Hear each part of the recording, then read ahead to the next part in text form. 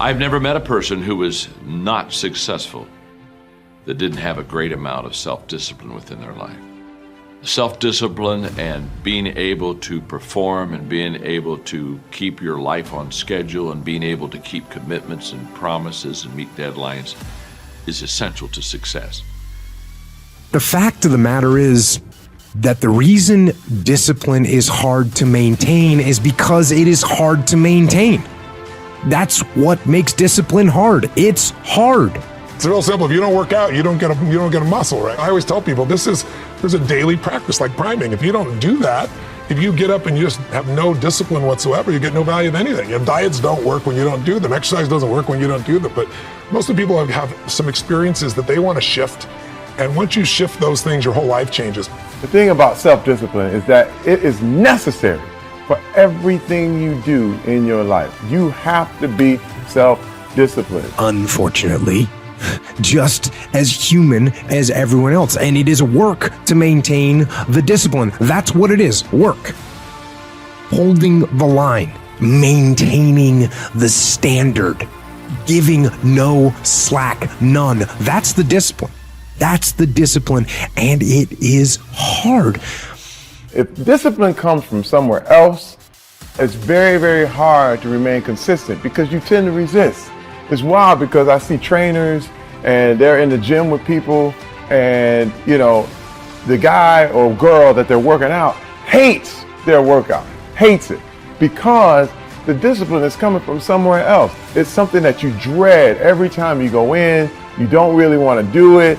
It's like, but oh no, my trainer's here. He's about to, beat me up and make me feel crazy. Well, the truth is, every trainer should work his way out of your life. Anybody who's working you out, your teachers, your trainers, your people, they have to train you to get out of your life. So you can go ahead, do your own workout, do your own thing, practice self-discipline. And if there's one thing I would say that does make it easier, it's to envision what it feels like when you're done. What it feels like after you've worked out, or you've held the line on your food intake, or you've pushed through some monotonous project that you have to do. And all those things, when they're done, they feel good. Contrary to that, envision what you will feel like later when you let the discipline slack. You know the feeling weak and defeated, and you know that you're falling behind. So get to know those two different types of feelings and ask yourself which one you want to feel in 10 minutes or in a half an hour. We kind of have this idea that you're free as a child, and then you have a certain delightful, wonderful, positive freedom as a child, and then that's given up as you approach adulthood. But the truth of the matter is that you have a lot of potential as a child, but none of that is capable of manifesting itself as freedom before you become disciplined. And discipline is a matter of the imposition of order, and the order is necessary, especially for people who are hopeless and nihilistic. And lots of people are hopeless and nihilistic, way more people than you think. And part of that is because no one's ever really encouraged them.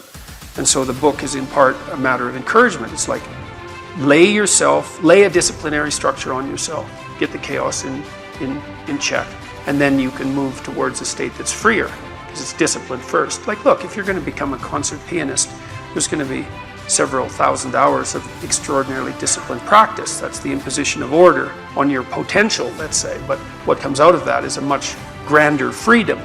And so in virtually every freedom that you have in life that's true freedom is purchased at the price of discipline. When the thing is done, when the discipline has been implemented, remember what that feels like, and then remember that those minutes and those hours, they turn into weeks and months and years, and holding the line in those critical minutes will put you in an infinitely better place, physically and mentally, if you maintain the discipline. So work through the weakness, fight through the temptation, hold the line. Hold the line, maintain the discipline. It is not easy. but it is worth it because discipline equals freedom. It's all mental, and people don't get it. Everybody wants to say, okay, well, here go 10 steps to, okay, Lewis said do 8, E.T. said do 9. This person says this to 12 steps, and everybody's trying to get the steps without the mentality. It's like, okay, maybe you don't need all 9, or maybe you don't need all 8. Maybe you need 4, maybe you need 12. I don't know. But I think sometimes they see what we do and say, if I can duplicate that, just like exactly how he's done in the book, exactly how, and it's like, yo, you have a story. You have a unique experience. And so your 12 are shaped by not just your world, but how your world has shaped your thinking. And I think that's the part they're missing. It's like, guys, if it was easy, everybody could do it. If it was a cookie cutter, everybody would just follow it to the T. But there's a mindset. And when I looked at Serena, when I look at the Michael Jordans of the world, Tom Brady, when you look at Michael Phelps, like, it is a mentality. On our new album, The Resolution, I talk about, I got that dog. And I'm not really referring to just this, aggressiveness, but it is a mindset. I saw Belichick said something where they were like, how you feeling about the Super Bowl? He's like, I'm going to be honest with you. We're 5 weeks behind. You know what I'm saying? He's like, everybody else is next year. For next year. Everybody else is practicing, training. They lost, they and so they're trying to get ready. They're lifting weights. They're reading books. They're, everybody that lost is studying. He's like, we what type of mind says we're 5 weeks behind in terms of the Super Bowl? Right, the day after the Super Bowl. So, but again, it's a mentality, and I think a lot of people are missing that mentality. And there's a lot of folks that live life on a cushy cloud of marshmallows and bullshit.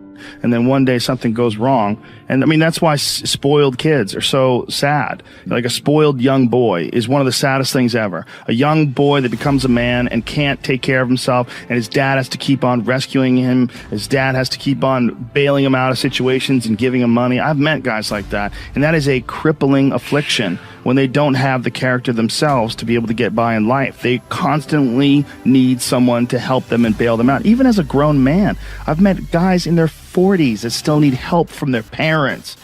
I'm like, what the man? You're never going to get it right, because somewhere along the line, they didn't face enough of the adversity to realize that there's sometimes you just got to get up and get shit done.